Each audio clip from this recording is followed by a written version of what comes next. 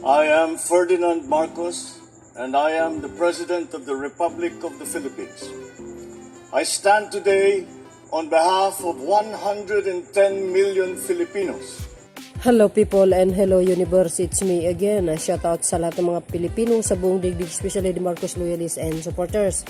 So ito guys yung part 2 ng ating video, no, sa pagpunta ni Pangulong Marcos Jr. dyan sa Candaba, Pampanga.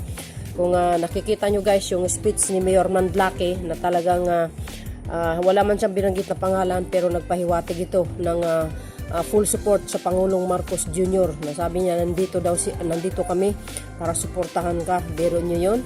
Kaya sa mga gustong may tangka na paalisin ng Pangulo ay magtanim na lang kayong kamuti, no? Dahil talaga namang very support ang ating mahal na Pangulo ng ating mga mamamayang Pilipino sa buong Pilipinas. So nagpunta siya sa Candaba guys, ay talagang namimigay siya ng mga equipment, yung mga talagang makinarya para sa ating magsasaka. At ang libreng mga binhi, no, na sinabi ni Mayor Manlaki sa first video natin. At hindi lang yan mga kababayan, tunghayan natin ang pagbibigay ni Pangulong Marcos Jr. ng cheque, no? Pataba, makinarya, nako. At si Pangulong Marcos Jr. guys, nag-harvest ng ng palay.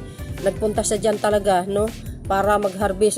Tingnan nyo, ibig sabihin nagpunta siya doon sa may palayan para mag-harvest at gamit ang bagong makinarya mga kababayan. Yan ang nagbigay siya ng chicken na naman, 5,500,000. Wow, grabe sana all. Ayan mga besa, kasama po si Secretary Laurel. At ito, tingnan nyo naman yan. Tiningnan yung mga palay, lumusong Makati dyan. Pero alam nyo naman, ang Pangulong Marcos Jr. At isa pa ito. Ayan nang harvest siya. Ito pang harvester ito guys Galing po yan sa gobyerno. Bigay niya. Ito pa. Wow, galing. At sinabi ng Pangulo, yung palay field pala mga kababayan, yung mga dinadaanan daw ng mga itong mga sasakyan na itong pang-harvest, kailangan simentado kasi parang hindi maganda daw, mahirapan. Yan ang isa sa isang plano niya na gagawin, So sabi niya nga mangangalap siya ng pundo para gawin yan soon as possible, hindi pangako po yan. So yan ang ating mahal na Pangulo. At ito po guys yung mga libreng pataba. Yes, I think yes. Hindi I think abono ito, 'di ba? Mayroong mga palay, binhi pa. At isa ka iyan pa yung equipment, yung talagang pangsaka as in. Marami mga kababayan sa binigay, no? Ganun ang Pangulo. Tapos sasabihin niyo mag-resign. Hindi niyo alam na mahal siya ng mga magsasaka. Siyempre number 1 priority niya yan. Kahiyaya naman ito si Basti Adik, no? Ang kapalmuks. So anyway mga kababayan, tunghayan niyo po ang ating mahal na Pangulo na kung saan yung kanyang speech, nako, nakakaabighan ang kanyang mga speech ang mga magsasaka. Number 1 priority niya talaga yan. At hindi lang yan guys, medyo sa dulo itong Candaba, Pampanga. Hindi gano mapupuntahan ng mga matataas na opisyal, pero sabi niya nga noong 1972 pumunta po dyan, binisita ni dating Pangulong Marcos Sr. Nako, yung ama niya, at nagbigay ng patubig sa kanila. Nako, lahat maraming nakinabang. At ngayon pangalawang Pangulo yung anak. Talagang obvious, talagang mahal niya ang mga magsasaka as in.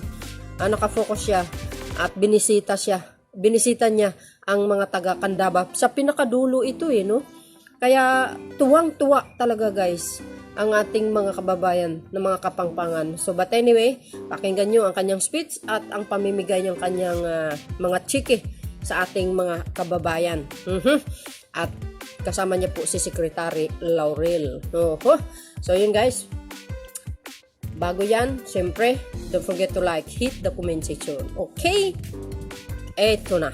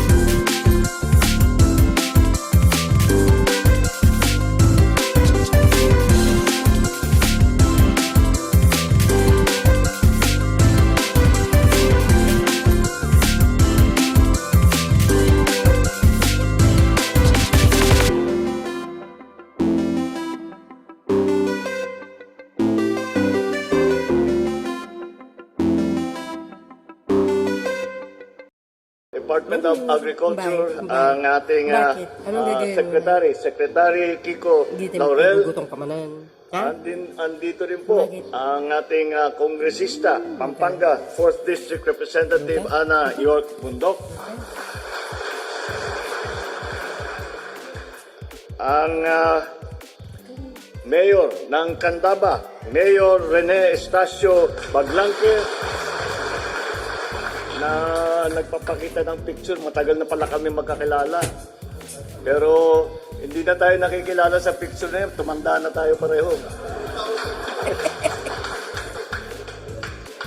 Ang ating mga nagsasaka at ang ating mga kasamahan sa pamahalaan at lahat ng bisita na dumating ngayon, magandang umaga po sa inyo lahat.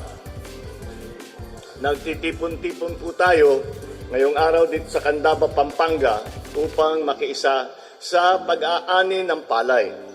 Inaasahan natin na ang okasyong ito ay magsisilbing hudyat sa patuloy na paglago, hindi lamang ng industriya ng palay, kundi maging sa buong sektor ng agrikultura sa susunod na mga buwan.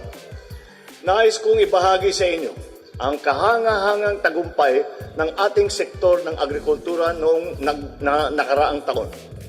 Dahil sa ating sama-samang pagsisikap, nagtamo tayo ng tala ng ani noong 2023 na umabot sa mahigit 20 milyong metric ton ng palay.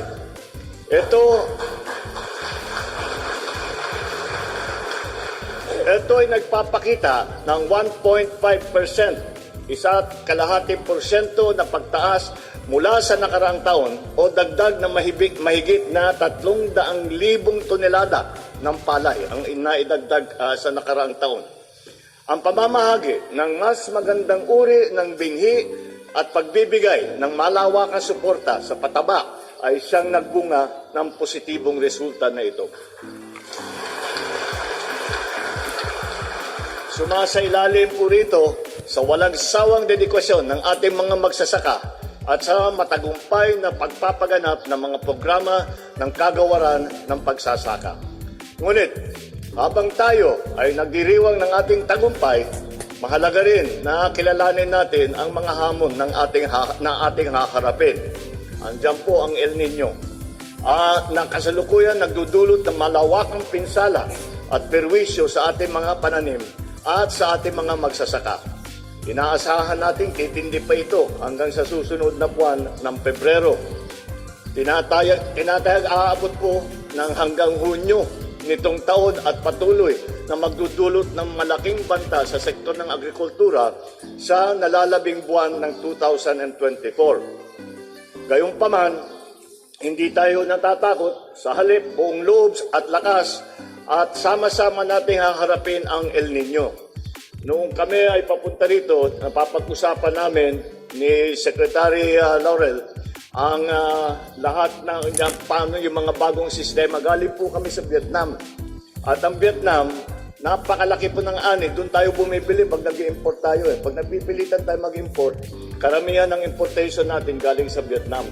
Kaya nung pumunta kami ron, nauna si Secretary Kiko at pinuntahan niya, inikot niya yung kanilang mga sakahan at para makita naman kung paano nila ginagawa na ganong kalaki ang kanilang inaani. Kaya nung papunta kami rito, napapag-usapan namin kung paano dadagdagan ang patubig. Hindi lamang dito sa Candaba, sa Pampanga, kundi sa buong Pilipinas.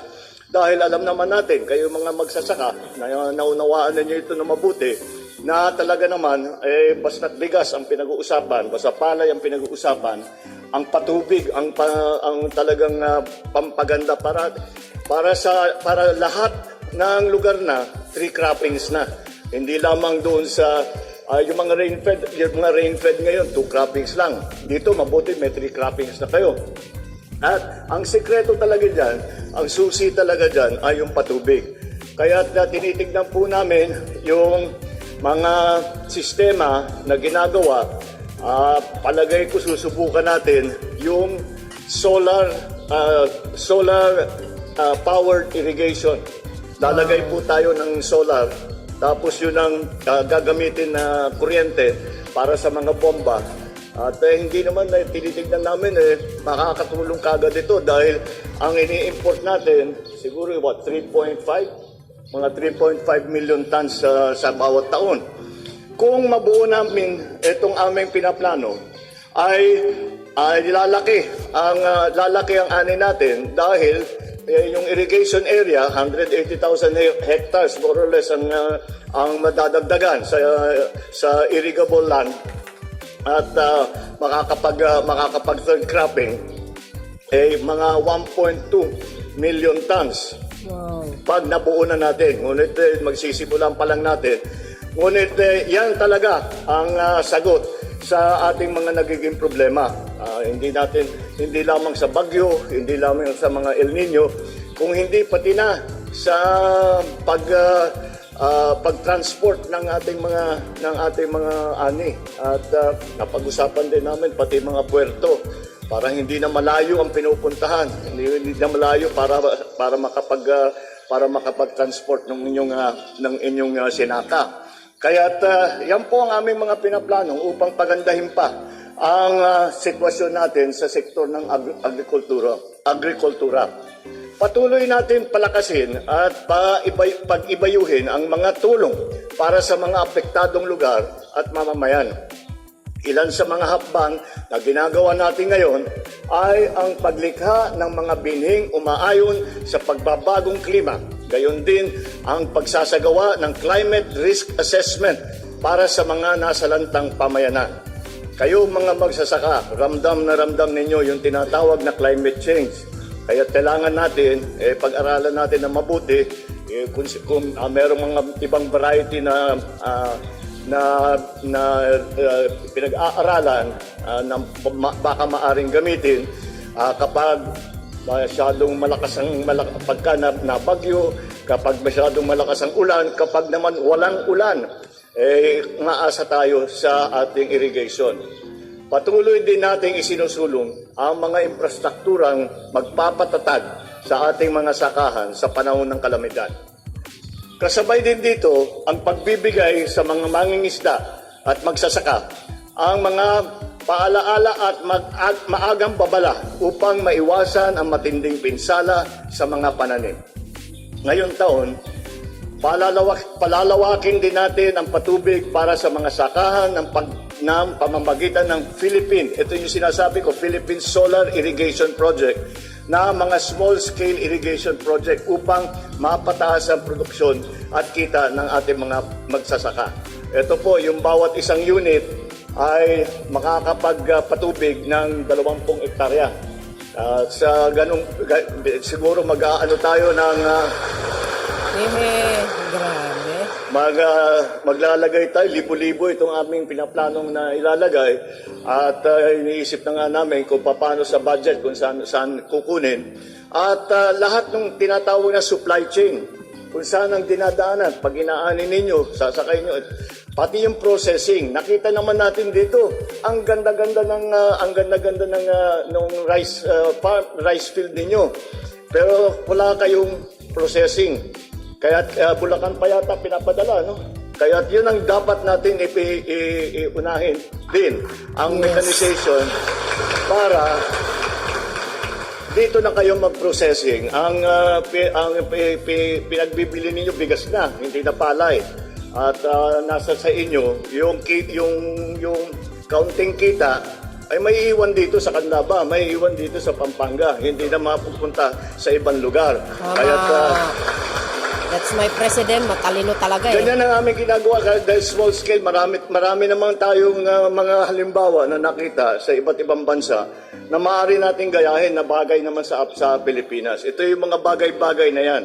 At bukod pa rito, naglaan tayo ng 31 bilyong piso sa ilalim ng National Rice Program para sa taong 2024. Grabe. Upang pag-ibayuhin ang ating mga programa tulad ng production support, extension services, research and development, at syempre yung irrigation network services. Wow. Patuloy rin natin gagamitin ang pondo mula sa Rice Competitive Enhancement Fund upang palakasin ang hanay ng ating mga manggagawa at magsasaka. Malaking bahagi ng pondong ito ay gagamitin sa pamamahagi ng makinarya tulad ng tiller, tractor, seeder, thresher, rice planter, reaper, dryer at marami pang iba. Naglaan din tayo ng pondo para sa pagbibigay ng dagdag na puhunan para sa ating mga magsasaka. Ito ay panganganisawaan ng Land Bank of the Philippines at ang DBP, Development Bank of the Philippines. At sa pangunguna naman ng PhilMet, PhilRice, Agricultural Training Institute at TESDA, patitibayin natin ang kasanayan ng ating mga Pilipino sa modernong pagsasaka. Sa aming palagay, sa mga hakbang ito, naniniwala naman kami na makakamit natin hindi lamang ang pag-angat ng antas ng buhay ng mga magsasaka, kundi pati na rin ang modernisasyon ng sektor ng agrikultura. Sa mga ating mga minamahal na nagsasaka, ang inyong dedikasyon, sakripisyo at sipag ay tunay na nagsisilbing inspirasyon sa ating lahat. Ang inyong mga kamay na masigasig na nagbubungkal ng lupang inyong sinasaka ang siyang nagbibigay ng buhay at sigla sa ating sambayanan. At ang bawat butil ng palay na inyong tinatanim ay siyang tutubo at magsisilbing haligi ng ating mas matatag at mas masaganang bukas. Kaya asahan ninyo na sasamahan kayo ng ating pamahalaan sa inyong pagsisikap nang makamit ninyo ang lahat ng inyong mithiin at mga pangarap. Ang ating pagtutulungan na mapaunlad ang ating sektor ng agrikultura ay isa lamang sa mga pangunahing hakbang tungo sa pagbuo ng isang bagong Pilipinas, kung saan walang nagugutom at ang lahat ng masigabong kumikilos para sa mas masaganang kinabukasan. Mabuhay ang bagong Pilipinas. Maraming salamat po. Magandang umaga po sa inyo lahat. Maraming salamat po, mahal na Pangulo. So yun guys, maraming salamat sa inyong panonood. O kakahiya, 'di ba? Yung mga gustong magpa-resign sa pangulo. Narinig niyo yung sinabi ng mayor? Hindi niyo kayang galawin si Pangulong Marcos Jr. Nako. Mapapahiya lang kayo. Ngayon pa, naumpisahan niya. Ang ganda-ganda ng pamumuno niya.